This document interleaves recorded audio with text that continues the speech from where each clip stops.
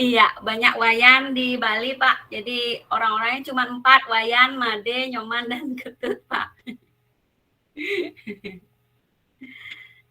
Baik, selamat siang. Assalamualaikum warahmatullahi wabarakatuh.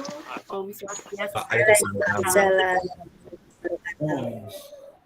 Baik, salam rahayu, salam kebajikan untuk kita semua, ya.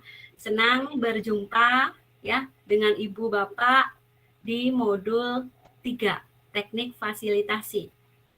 Ya, mohon izin untuk share screen.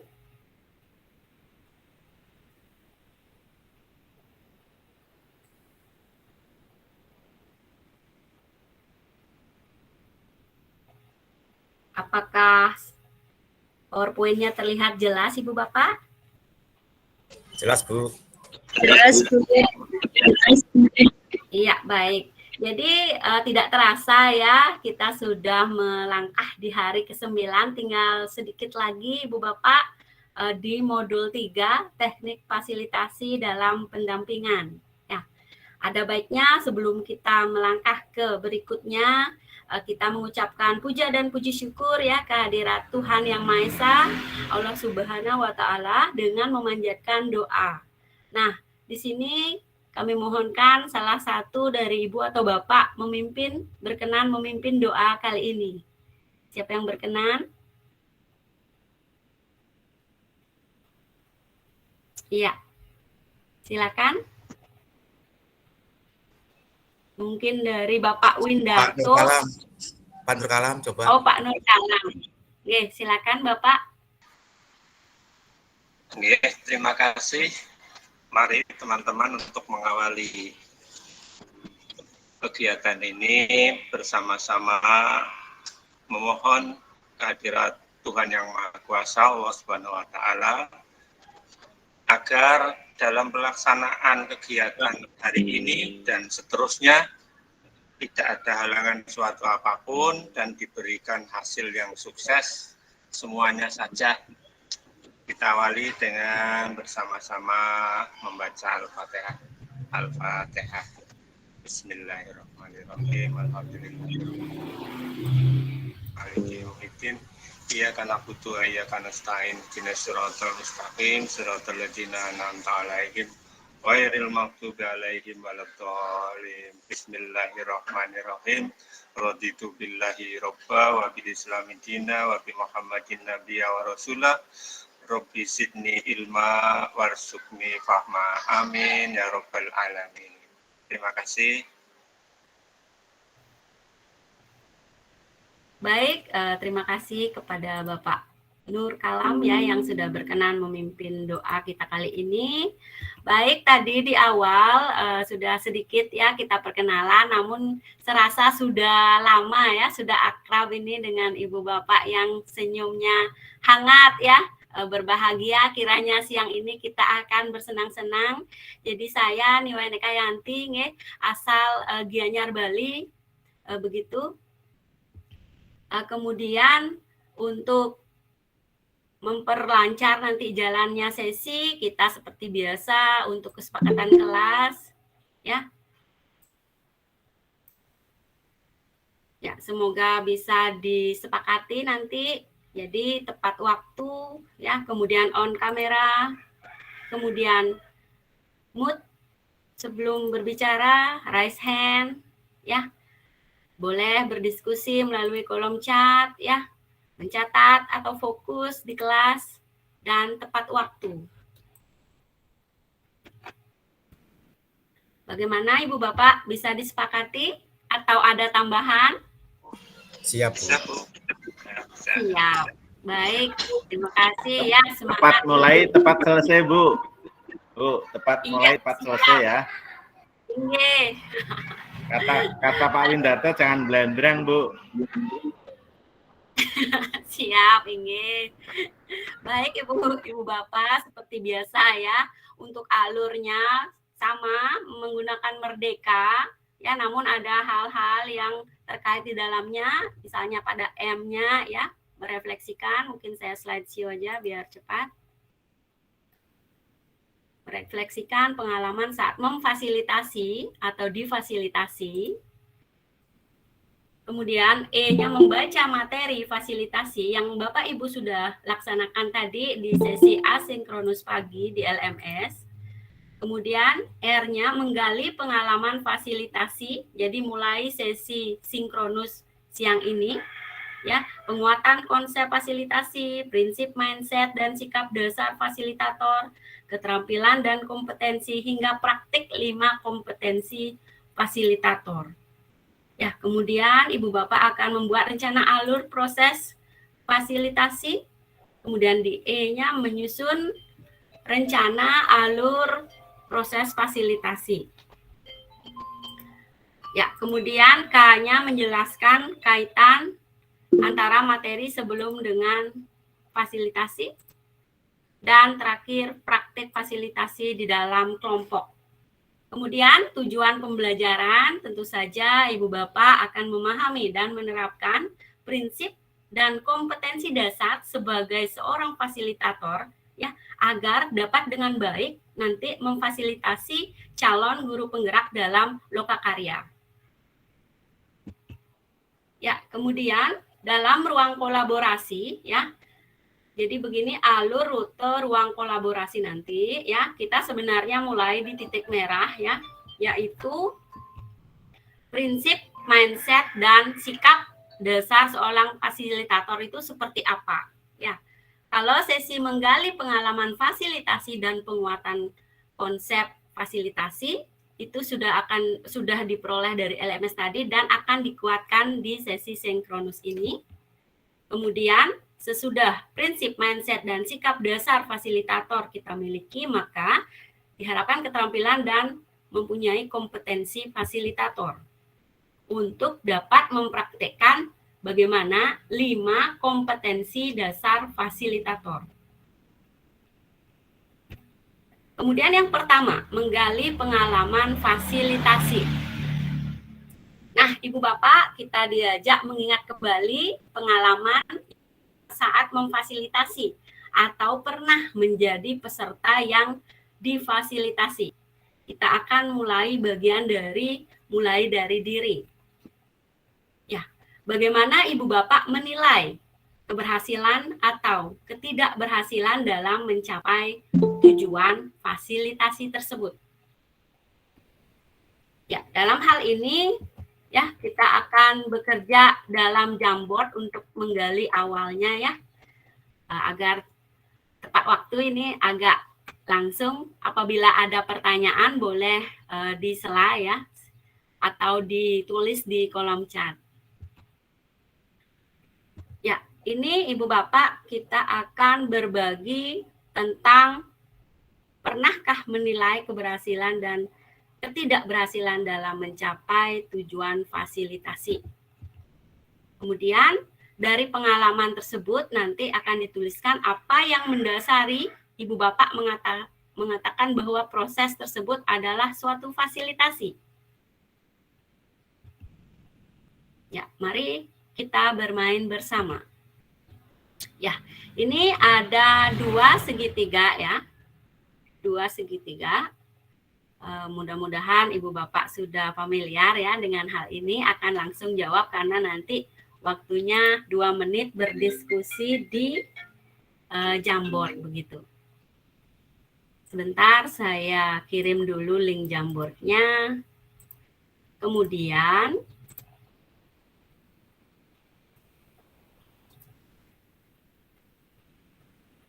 ya, bisa dicoba diakses. Ibu Bapak akan masuk ke link Jamboard. Kemudian bekerja di masing-masing kelompoknya. Jadi ini kita belum masuk ke board untuk menghemat waktu, ya.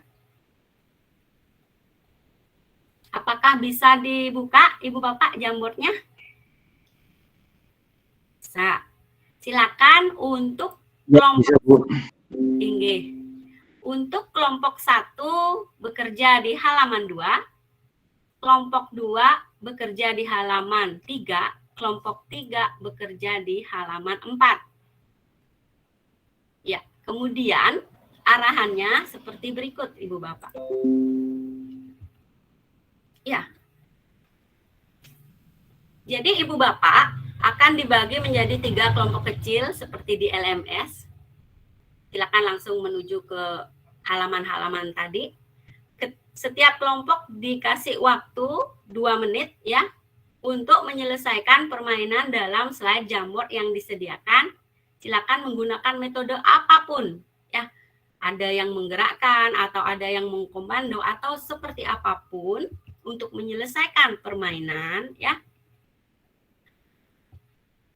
Di sini permainannya adalah ya, bentuklah 2 segitiga berikut menjadi 4 segitiga dengan menggerakkan boleh 1 saja baloknya atau boleh bebas. Ya, di sini saya kasih keterbukaan boleh bebas.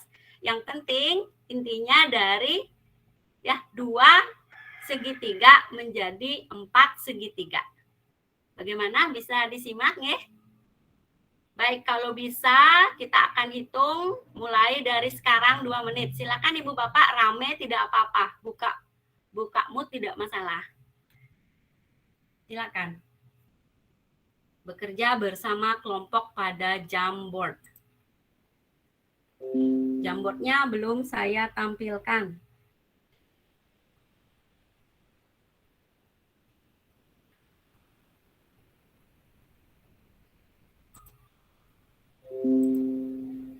Ya, kelompok 2 sudah semangat ya. Ya, kelompok 1 juga sudah bergerak.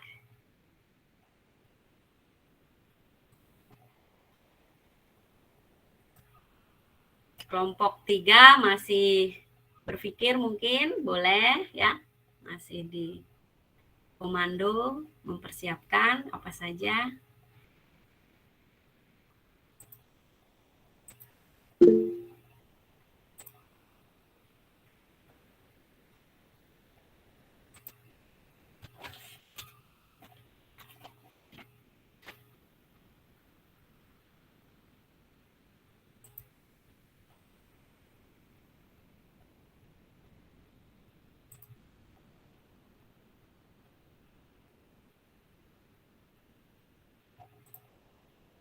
Ya, tinggal 40 detik lagi. Boleh buka mic ya agar bisa berkomunikasi.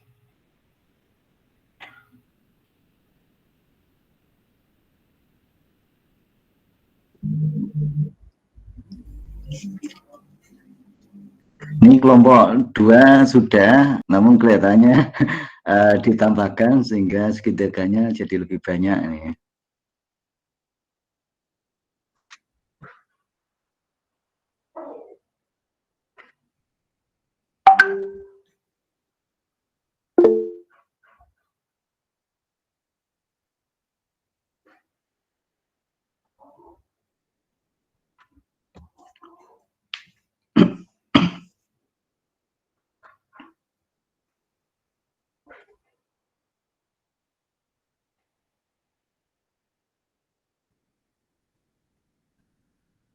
Ya, waktu habis, Ibu Bapak. Ya, bagaimana hasilnya? Apakah ada yang bisa ke 4 segitiga? Coba kita share screen 1 menit saja.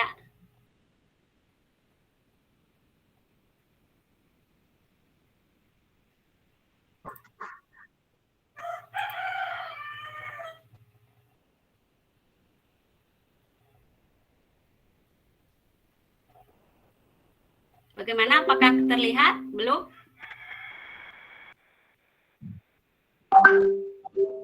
Coba sebentar. Ya, sudah Bu. Oh, sudah kelihatan. Sebentar.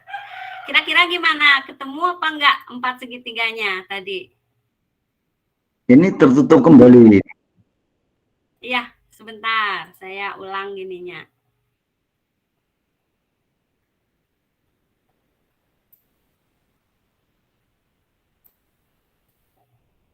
Ya, kira-kira tadi berhasil apa enggak sebelum terbuka ini? Cuma buat 3, Bu. Iya, cuma 23 ya. Sebentar. Ya, ini udah akan mau tampil Ibu Bapak. Kira-kira dari bermain tadi sebenarnya tidak terlalu sulit kelihatannya ya, tidak ada hitung-hitungan, tidak ada hafal-hafalan di situ. Ya, ini dari kelompok 1, 4 segitiga, belum ya. Kelompok 2, belum ketemu belum. kelompok 3, belum juga. Kira-kira gimana tadi cara bermainnya? Barengan ya? Bersamaan? Iya. Sebenarnya kan gampang ya, tinggal memindahkan satu, bisa. Ya. Kemudian diputar. Menjadi 4 segitiga. Begitu ya Pak ya, Bapak Ibu? Ya, tepuk tangan untuk kita semuanya. Ya, Ya, tepuk terima tangan. kasih. Kita sudah bermain ya. Nah, dari sisi sana tadi ya, kita sudah tahu ya, permasalahannya tidak terlalu sulit sebenarnya. Tetapi kok bisa ada kemungkinan gagal padahal sudah bekerja berkelompok begitu ya. Nah, kira-kira di mana atau bagaimana proses yang benar gitu, yang semestinya agar permasalahan tersebut bisa teratasi dengan baik. Kita kembali lagi ke PowerPoint-nya. Sini permainannya.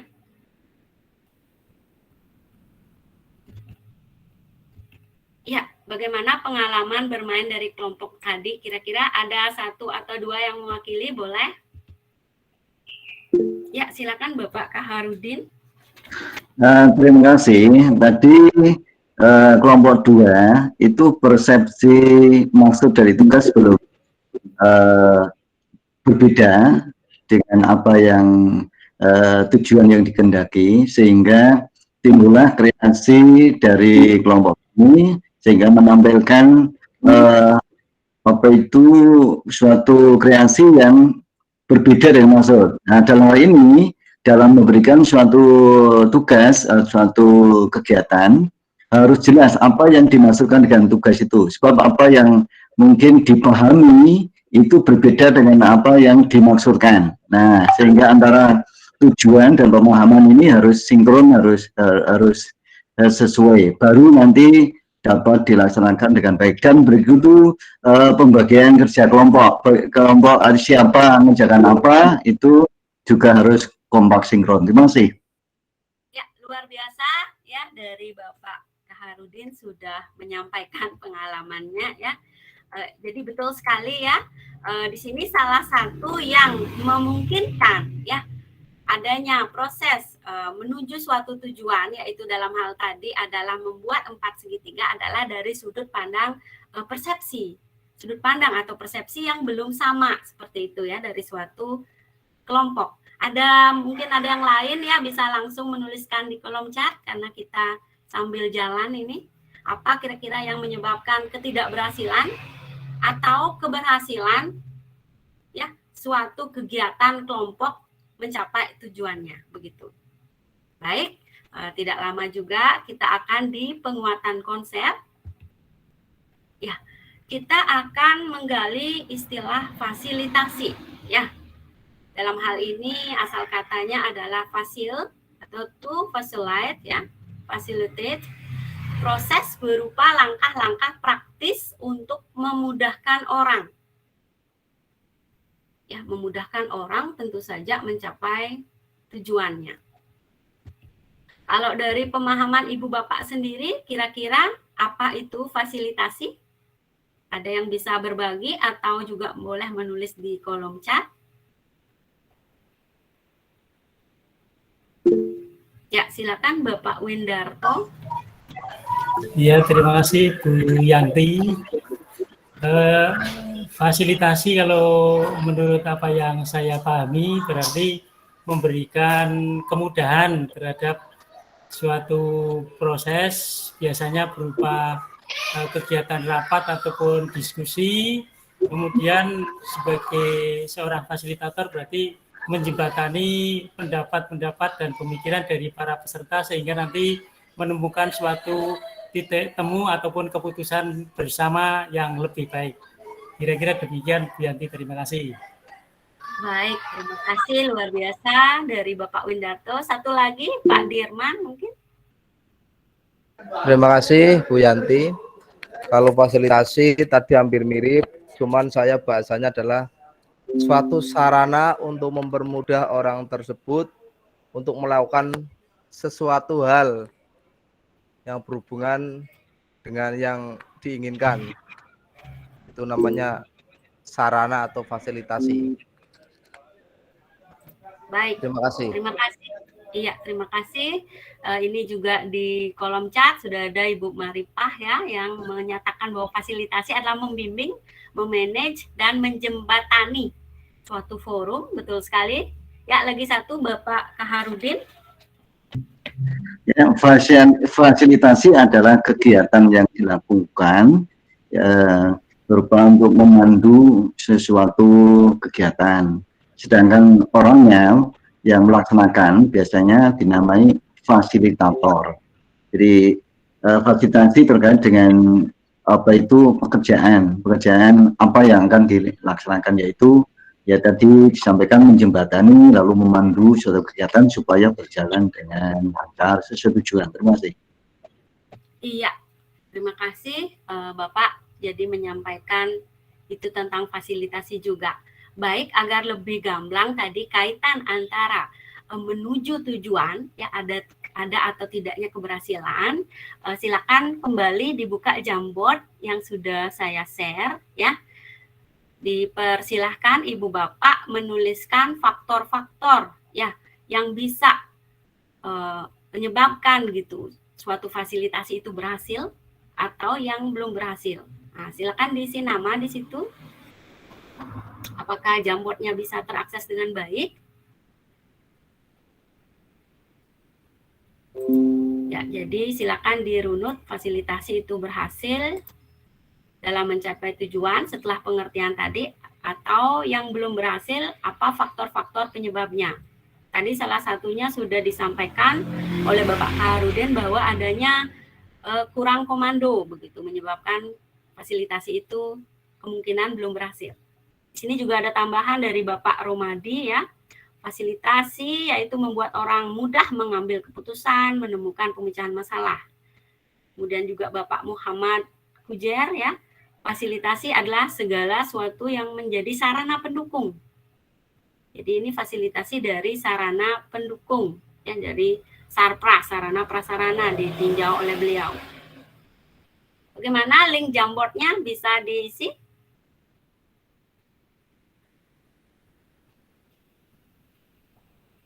Singkat-singkat aja Bapak, kata kunci.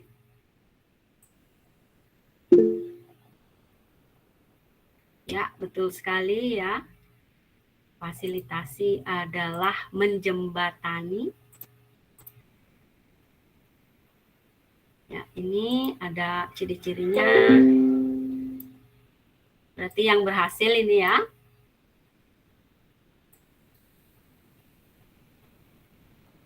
Baik, kita tunggu lagi 2 menit.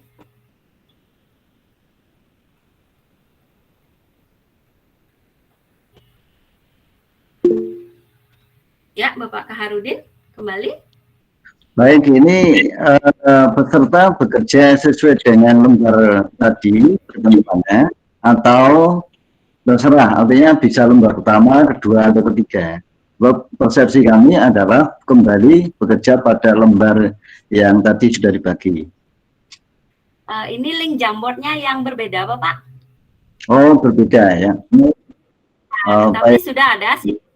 Iya, berbeda ya, sudah di-share di gini, tapi tidak apa-apa sambil jalan nanti ya.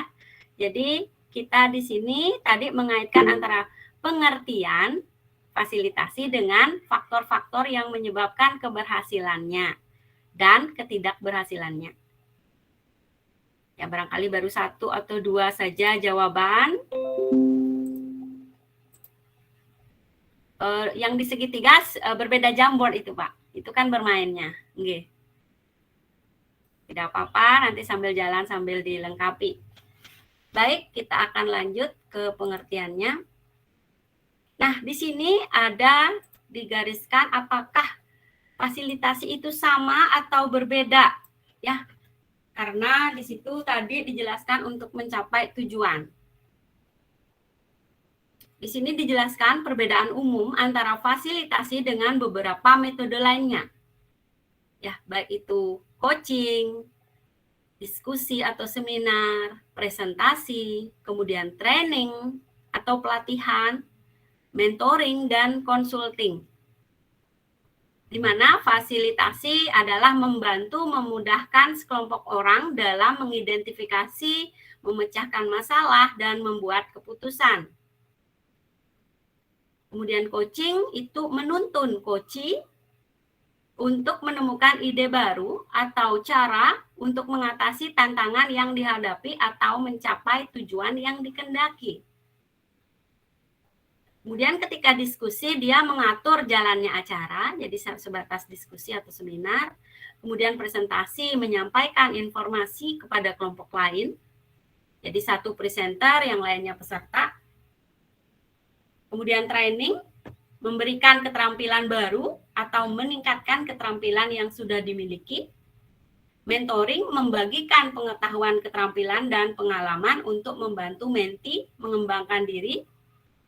Berbeda juga lagi dengan consulting, memberikan bantuan kepada seseorang atau kelompok untuk memecahkan masalah atau menghadirkan solusi.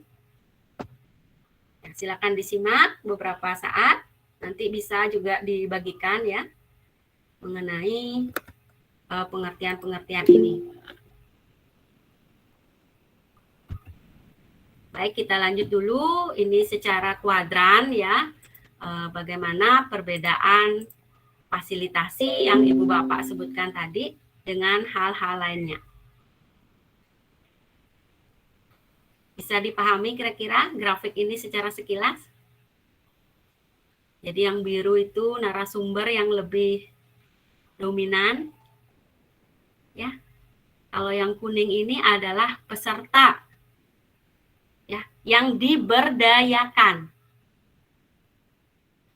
Jadi di sini ada kata kunci memberdayakan kemampuan potensi yang dimiliki peserta. Baik, ada raise hand dari Bapak Karudin, silakan. Mohon lebih di layarnya Bu, biar lebih jelas. Terima kasih. Mohon izin Pak, mohon diapakan Pak, bisa diulang. Ini kan agak kecil penampilannya, sehingga kalau diperbesar apa itu prosentasenya bapaknya itu bisa jelas. Oh yang ini, ya siap-siap. Ya, ini Bu. Oke. Jadi ini ada di dua kuadran yang berbeda. Kemudian seminar, ya, mentoring, presentasi, training, konsultasi. Jadi ini yang dominan sebagai sumber pengetahuannya adalah si narasumber. Jadi semakin ke kanan semakin banyak, semakin dominan kegiatannya. Berarti di sini yang paling dominan adalah presentasi ya. Jadi narasumber ini mempresentasikan. Kemudian kalau di kuadran kedua itu fasilitasi dan coaching, peserta yang diberdayakan. Bisa dipahami dulu sampai sini ya. Terkait dengan pengertian tadi. Ya, semakin tertarik barangkali. Ya, silakan Bapak Muhammad. Terima kasih. Mungkin bisa diperjelas yang membedakan antara mentoring dan fasilitasi, Bu. Terima kasih. Iya, luar biasa. Silakan ada yang berkenan menanggapi dulu. Diperjelas batas antara mentoring dengan fasilitasi itu di mana? Atau mungkin dengan training. Ya, silakan Bapak Windarto. Ya, terima kasih Ibu. Jadi tadi perbedaan antara fasilitasi dengan mentoring ya. Kalau fasilitasi berarti membantu, tadi sudah dijelaskan membantu untuk memudahkan sekelompok orang tadi di dalam mengambil suatu keputusan atau memecahkan masalah Sementara untuk mentoring di sini berarti membagikan pengetahuan, keterampilan maupun pengalaman untuk membantu menti, berarti peserta banget itu agar bisa mengembangkan dirinya. Demikian Ibu, terima kasih. Ya, mantap ya, luar biasa. Jadi sebenarnya di LMS tinggal digali, Ibu Bapak dicari ya. Di sini betul sekali apa yang disampaikan Bapak Windarto. Kemudian sebagai penguatan ya, kalau mentoring itu adalah seorang yang sudah ahli ya, yang membersamai peserta meningkatkan keahlian atau mengenal keahlian. Sedangkan fasilitasi ya, boleh sudah mahir, boleh juga orang yang belum mahir. Jadi seperti kita nanti ya, Ibu Bapak dalam mendampingi calon guru penggeraknya di Lokakarya. Jadi kita itu membersamai ya CGP menuju tujuan Lokakarya yang akan dicapai begitu. Jadi lebih lengkapnya secara kalimat kan di sini ya. Tetapi sambil jalan nanti kita akan terus menambah pemahaman kita. Ya, ada tambahan lagi dari Bapak Windarto? Cukup Bu, tadi itu sisa-sisa yang tadi Bu, maaf. Oh iya. Baik, kita lanjut terlebih dahulu ya. Bagaimana Bapak Muhammad? Bisa dilanjut dulu? Bu. Inggih. Berikutnya adalah analisis kasus ya. Analisis kasus. Nah, Ibu Bapak, dari tadi pengertian kita akan diajak menganalisis beberapa kasus fasilitasi atau bukan fasilitasi. Nah, jika Bapak, Ibu menganggap kasus tersebut, saya akan membacakan nanti kasusnya. Jika itu merupakan fasilitasi, silakan raise tangannya dibuka. Iya. Ketika dia bukan fasilitasi, silakan tangannya dikepalkan. Ya. Kasusnya seperti apa? Ya, di sini saya akan mungkin dibacakan ya. Apakah bisa disimak? Sebentar, agar kelihatan peserta, saya akan membacakan. Ya, agar semuanya terlihat ya, ini apakah fasilitasi atau bukan fasilitasi. Ya, sekarang sudah semuanya nampak. Mohon on cam seperti kesepakatan, tapi kalau ada kendala atau halangan, mungkin sinyal, silakan. Boleh pakai raise hand, fitur raise hand di kameranya, di mic-nya. Baik, Ibu Bapak, kasus pertama ya, sebagai seorang guru yang ingin terus bergerak dan menggerakkan, saya merasa perlu menambah pengetahuan dan kemampuan saya melalui pendidikan formal. Saya ingin kuliah lagi dan mengambil jurusan manajemen pendidikan di sebuah universitas yang saya pilih. Saya mendengar kabar bahwa ada beasiswa untuk jurusan yang saya minati itu. Namun, saya belum berpengalaman dalam melamar beasiswa, serta membutuhkan kiat-kiat agar saya bisa lulus sebaik mungkin dan bisa diterima.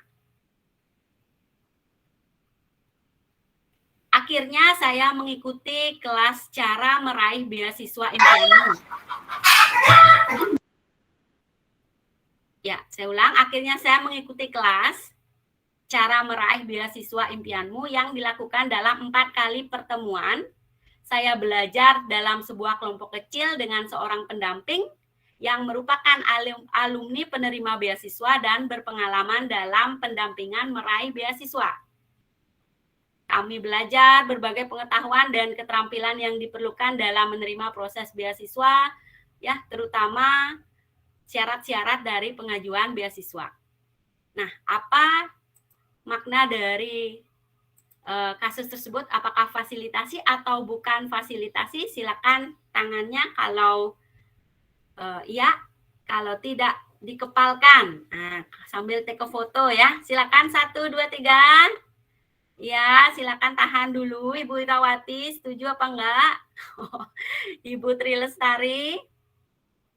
Ibu Tri Lestari setuju? Oh, setuju. Ya, baik, saya foto dulu 1, 2, 3. Ya, sebentar saya paste pakai dokumentasi kita nanti.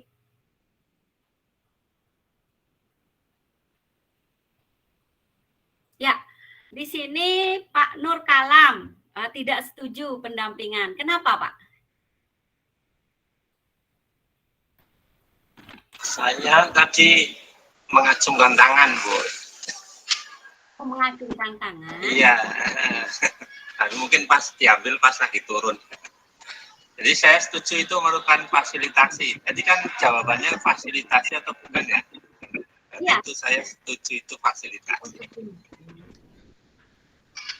Bagaimana Ibu Bapak yang lain, kita tahan dulu itu fasilitasi atau bukan, boleh menuliskan di kolom chat. Ya Pak Dirman. Ya Bu, kalau mendengar cerita tadi itu ikutnya fasilitasi Bu. Karena Fasilitasi. Iya, baik kita lanjut dulu ya, kita simpan dulu, kita bandingkan dengan yang kedua.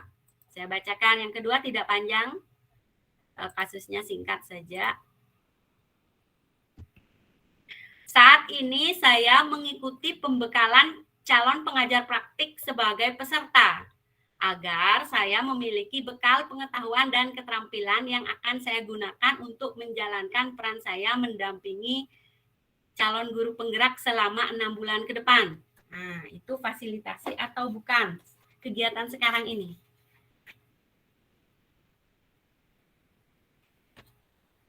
Silakan boleh di kolom ya di kolom chat. Oh ya ya. Silakan.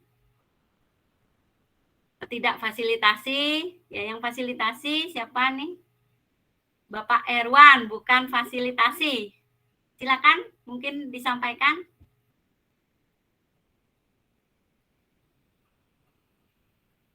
Belum terdengar suaranya, Pak. Mic-nya cabut saja, Pak. Pakai mic itu. 1, 2, 3. Masuk, Bu. Terang, beneran. Oke, terima kasih. Mohon maaf Bu untuk izin berpendapat.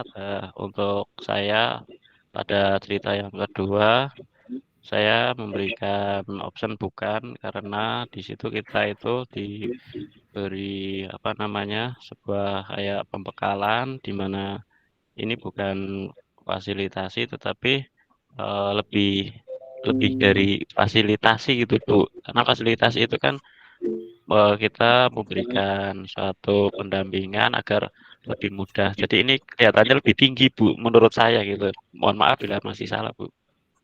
Baik, terima kasih luar biasa Bapak Erwan ya. Ada lagi yang menambahi? Ya, di sini saya baca di kolom chat dari Ibu Tri bukan, Pak Kaharudin juga bukan, Bapak Romadi termasuk fasilitasi hari ini misalnya. Gimana Bapak?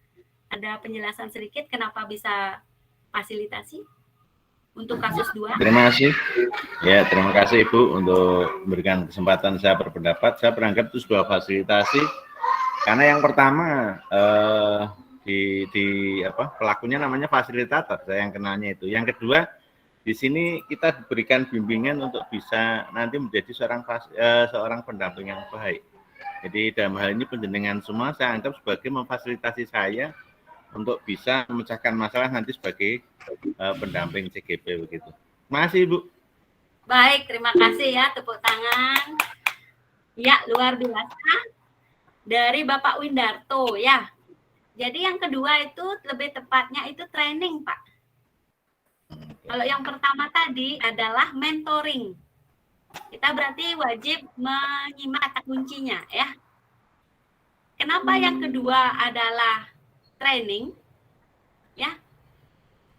Kira-kira bisa dipikirkan kata kuncinya. Kalau yang pertama tadi beasiswa itu ya, dia adalah mengikuti kelas. Kalau yang kedua itu bentar. Ya, kalau yang kedua mengikuti pembekalan. Ya, itu lebih cenderung ke training. Ya, silakan sekarang saya akan mengirimkan kasus ketiga dan kasus keempat di kolom chat agar lebih gampang ya dianalisis bareng 2 menit.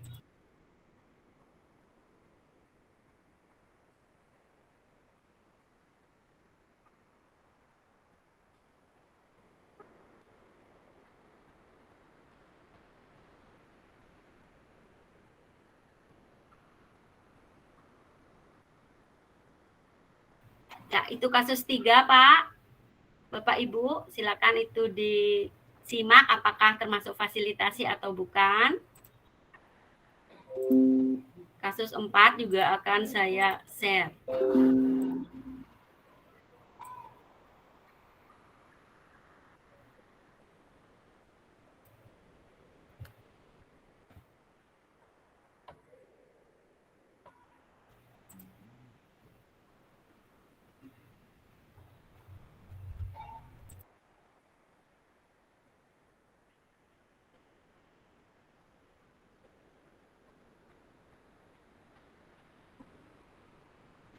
Ya, silakan boleh langsung di kolom chat dulu sebelum kita diskusikan.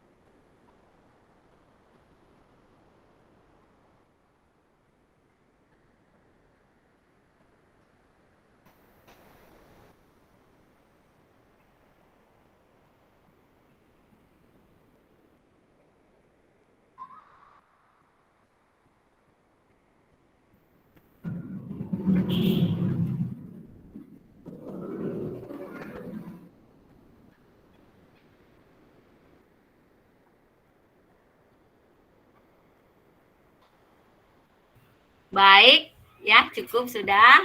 Silakan ini kasus 3 dan kasus 4. Ya, ada yang mau menyampaikan terlebih dahulu sebelum dibacakan?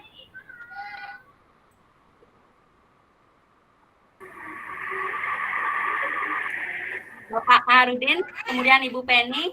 Yang pertama Bapak Harudin, silakan.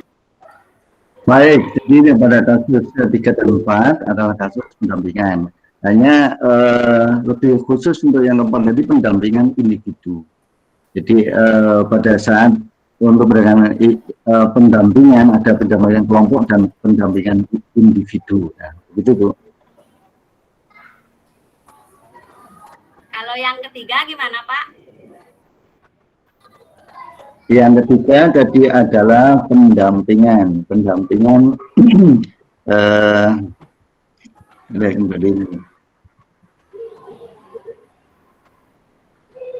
kurang berhasil, ini berarti ada hambatan di dalam pelaksanaan pendampingan. Baik, terima kasih. Ya, satu lagi dari Bu Penny, bagaimana agar kita bisa bahas? Terima kasih Ibu. Kalau menurut saya baik ketiga maupun keempat itu termasuk bagian dari mentoring, karena kalau saya analisa baik 3 atau 4, kasus 3 dan 4 itu terjadi 2 arah, komunikasi 2 arah gitu. Sehingga keduanya termasuk ke dalam mentoring. Kalau coaching itu menurut saya 1 arah gitu. Jadi baik kasus 3 dan kasus 4 itu masuk ke dalam kategori mentoring. Terima kasih Ibu. Baik, terima kasih ya, luar biasa, ini seru, semangat ya diskusi di kolom chat dan juga di penyampaian ya. Jadi kasus yang ketiga itu adalah kata kuncinya menemui seorang yang membantu menghadapi situasi ya. Bertemu beberapa kali ya, tetapi orangnya di awal menanyakan tujuan, dalam pertemuan berikutnya ia mengajukan pertanyaan saja. Jadi ini kata kuncinya pertanyaan. Ini termasuk coaching Ibu Bapak.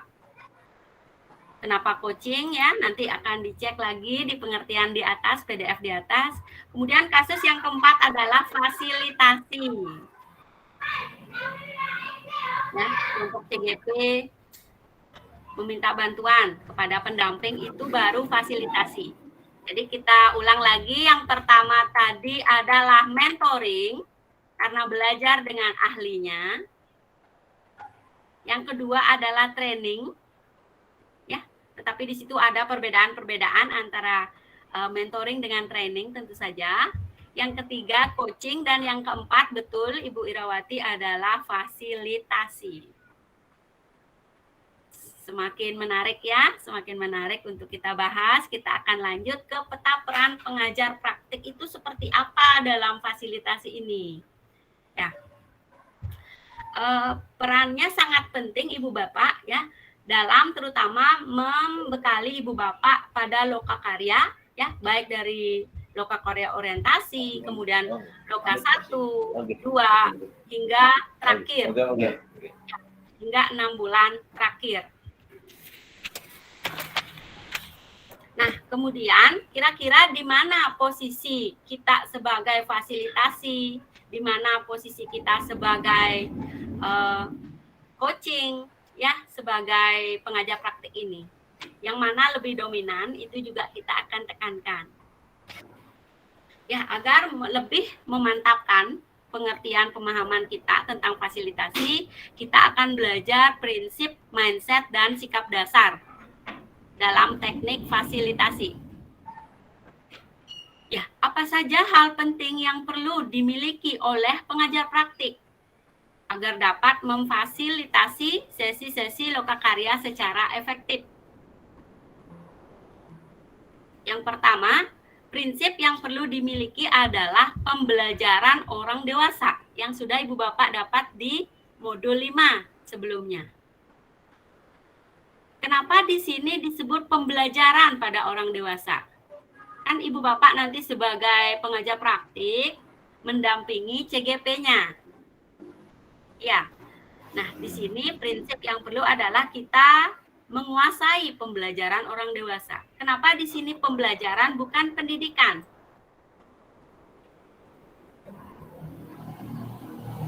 Ya, kira-kira ada yang bisa kenapa tidak pendidikan orang dewasa?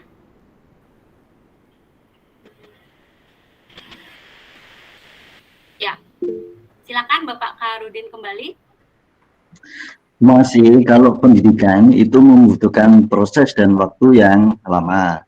Sedangkan pembelajaran itu butuh waktu yang tidak lama. Mungkin peristiwa bisa jadi pembelajaran, atau kejadian-kejadian di depan mata atau di lingkungan itu bisa menjadi pembelajaran. Adapun kalau pendidikan ya harus waktunya lama dan ada kurikulumnya dan sebagainya. Terima kasih. Ya, luar biasa ya penyampaian dari Bapak Karudin. Ya, sudah benar, namun ada yang menambahkan juga, boleh, silakan Bapak Nur Kalam. Ya, kalau menurut saya, mengapa menggunakan istilah pembelajaran? Karena keterkaitannya dengan beberapa aspek keterampilan yang harus dimiliki, termasuk di situ adalah pengetahuan.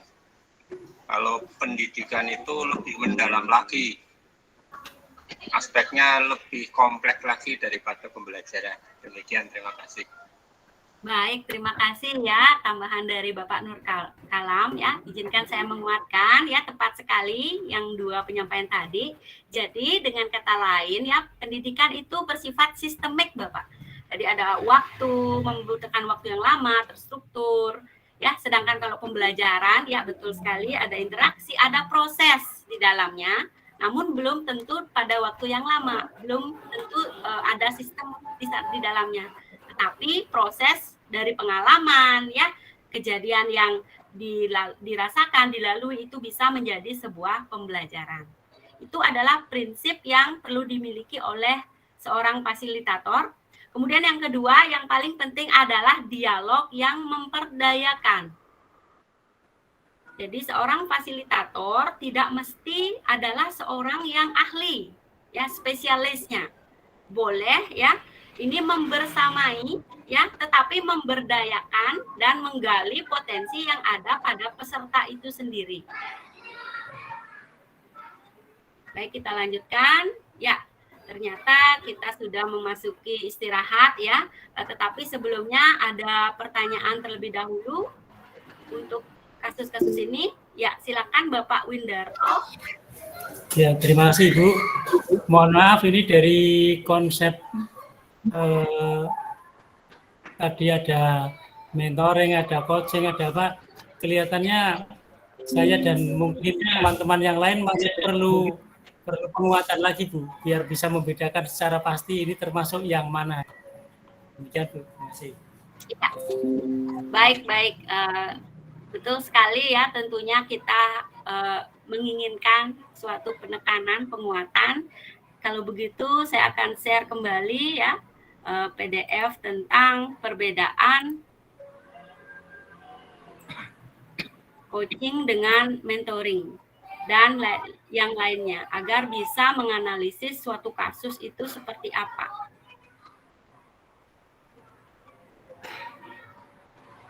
Apakah slide-nya sudah terlihat walaupun kecil? Saya akan bisa Ibu, terlihat. mohon view-nya itu Bu, view-nya Bu.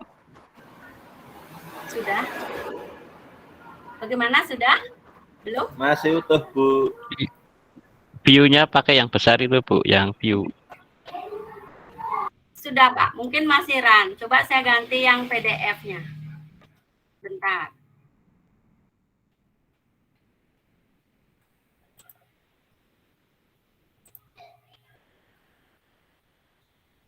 Baik, sebentar akan saya share nggih.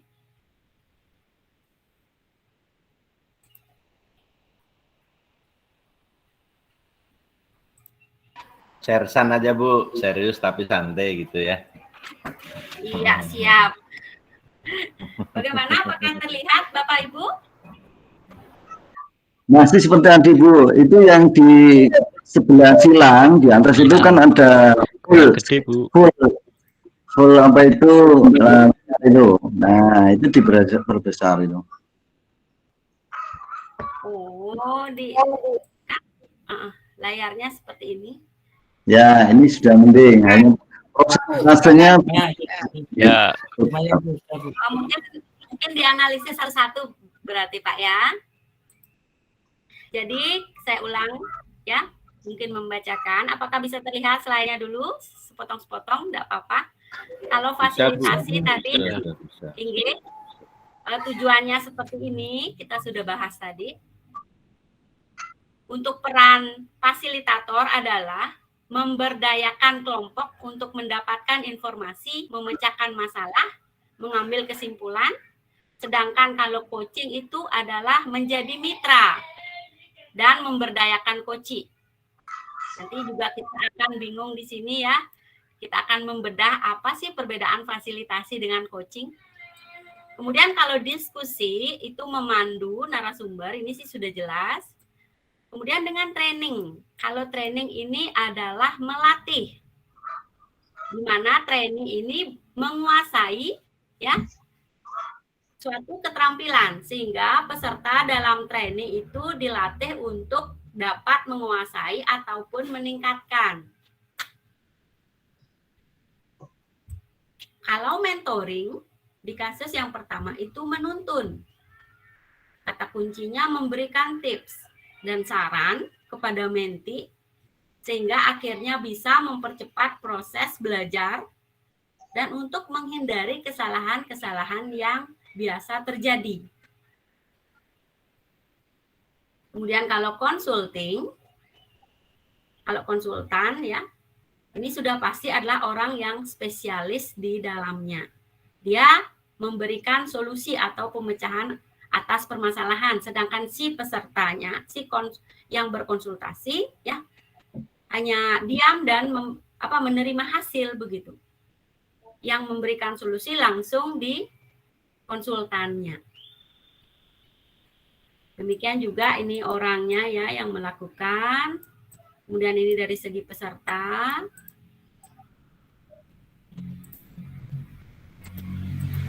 Nah, kira-kira begitu. Apakah bisa disimak? dikaitkan dengan kasus tadi. Kita juga mengenal adanya workshop, adanya diklat. Iya, apakah sama apa berbeda itu kira-kira workshop dengan diklat? Ada juga BIMTEK. Ya, ada juga BIMTEK. Ya, sudah raise hand ini ya Kak Erwan dulu, baru Bapak Kaharudin. Baik Bu, antara perbedaan tadi apa Bu? Jadi lupa. BIMTEK, workshop, BIMTEK sama workshop. Diklat sama workshop sih Bu, yang itu dulu ya, yang dua ya. Kalau diklat itu kan mengikuti suatu kegiatan untuk diberikan suatu pemahaman atau pelatihan sehingga harapannya ada semacam kompetensi atau mungkin semacam peningkatan kompetensi tertentu. Nah, kemudian kalau workshop itu perbedaannya menghasilkan suatu produk itu Bu. Itu yang dapat saya utarakan. Kemudian satunya bimbingan teknis. Kalau bimbingan teknis itu hanya sekedar penguatan atau mungkin ada sesuatu yang baru yang diberikan baik itu pada sekelompok orang atau kalangan atau bisa juga misalnya pada guru itu diberikan suatu pemahaman agar dapat mengaplikasikannya begitu Bu menurut saya. Mohon maaf kalau belum sesuai. Siap.